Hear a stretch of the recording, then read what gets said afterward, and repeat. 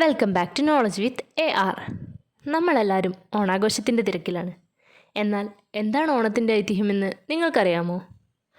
ഓണത്തിനെ പറ്റി പല കഥകളുണ്ടെങ്കിലും കൂടുതലായും പറയുന്നത് മഹാബലിയെയും വാമനനെയും പറ്റിയാണ്. നമുക്കൊന്ന് നോക്കാം. കേരളത്തിൻ്റെ ദേശീയോത്സവമായി ആചരിക്കുന്ന ഒരു ദിനമാണ് ഓണം. പുരാണങ്ങൾ പ്രകാരം കേരളം ഭരിച്ചിരുന്ന മഹാബലി രാജാവിൻ്റെ സ്മരണയ്ക്കാണ് ഓണം ആഘോഷിക്കുന്നത്. അസുരവംശത്തിൽ പിറന്ന രാജാവാണെങ്കിലും ധാർമ്മികതയും ജനപ്രീതിയെയും ആർജിച്ചു ഭരിച്ചിരുന്ന രാജാവായിരുന്നു അദ്ദേഹം. അദ്ദേഹത്തിൻ്റെ ഭരണകാലത്ത് സമത്വവും സമൃദ്ധിയും നിറഞ്ഞതായിരുന്നു. മനുഷ്യരെ എല്ലാവരെയും ഒരുപോലെ കാണുകയും അവരുടെ അഭിവൃദ്ധിക്ക് വേണ്ടി പ്രവർത്തിക്കുകയും ചെയ്തിരുന്ന രാജാവായിരുന്നു അദ്ദേഹം. മഹാബലി തമ്പുരാനോടുള്ള ജനപ്രീതി വർദ്ധിച്ചപ്പോൾ ദേവന്മാർ ഭയപ്പെട്ടു തുടങ്ങി. മഹാബലിയുടെ അധിക ശക്തി തങ്ങളെ കീഴ്പ്പെടുത്തുമെന്ന് ദേവന്മാർ ഭയന്നു.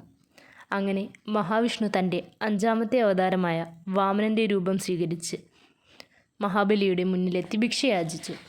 ദാനധർമ്മിഷ്ഠനായ മഹാബലി എന്തു വേണമെങ്കിലും ചോദിച്ചു കൊള്ളാൻ പറഞ്ഞു. വാമൻ 3 അടിയോളം ഭൂമി മാത്രം ചോദിച്ചു. അദ്ദേഹം അത് സമ്മതിക്കുകയും ചെയ്തു. കള്ളവും ചതിയും എന്തെന്നറിയാത്ത മഹാബലി വാമനന് 3 അടി ഭൂമി നൽകി.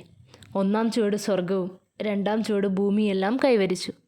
3-ാമത്തെ ചുവട് വയ്ക്കാൻ സ്ഥലമില്ലാതെ വന്നു. പറഞ്ഞ വാക്ക് പാലിക്കാൻ മഹാബലി തൻ്റെ ശിരസ് കാണിച്ചു കൊടുത്തു. അതോടെ ഭൂമി പിളർന്ന് അദ്ദേഹം പാതാളത്തിലെത്തി. അദ്ദേഹത്തിൻ്റെ ജനങ്ങളോടുള്ള സ്നേഹവും ആത്മാർത്ഥതയും മാനിച്ച് വർഷത്തിലൊരിക്കൽ നാട്ടിലേക്ക് വരുവാനുള്ള അനുവാദം മഹാവിഷ്ണു നൽകി. ആ ദിനമാണ് നമ്മൾ ഓണമായി ആഘോഷിക്കുന്നത്. മലയാള മാസം ചിങ്ങത്തിലെ തിരുവോണം നാളിലാണ് ഓണം ആഘോഷിക്കുന്നത്. അത്തം 1 മുതൽ 10 ദിവസം നീണ്ടതാണ് ഓണാഘോഷം. പൂക്കളിട്ടും പുത്തൻ വസ്ത്രങ്ങൾ ധരിച്ചും വിഭവസമൃദ്ധമായ സദ്യകൾ ഒരുക്കിയും മലയാളികൾ മഹാബലി തമ്പുരാനെ വരവേൽക്കുന്നു. ജാതിമതഭേദമന്യേ കേരളത്തിൽ ഓണം ആഘോഷിക്കുന്നു. ഓണം മഹാബലി തമ്പുരാനെ വരവേൽക്കുന്ന സമൃദ്ധിയുടെയും ഐക്യത്തിൻ്റെയും ഐശ്വര്യത്തിൻ്റെയും ഉത്സവമായി കണക്കാക്കുന്നു. ഇതാണ് പൊതുവായി ഓണത്തിൻ്റെ ഐതിഹ്യമായി നമ്മൾ കണക്കാക്കുന്നത്.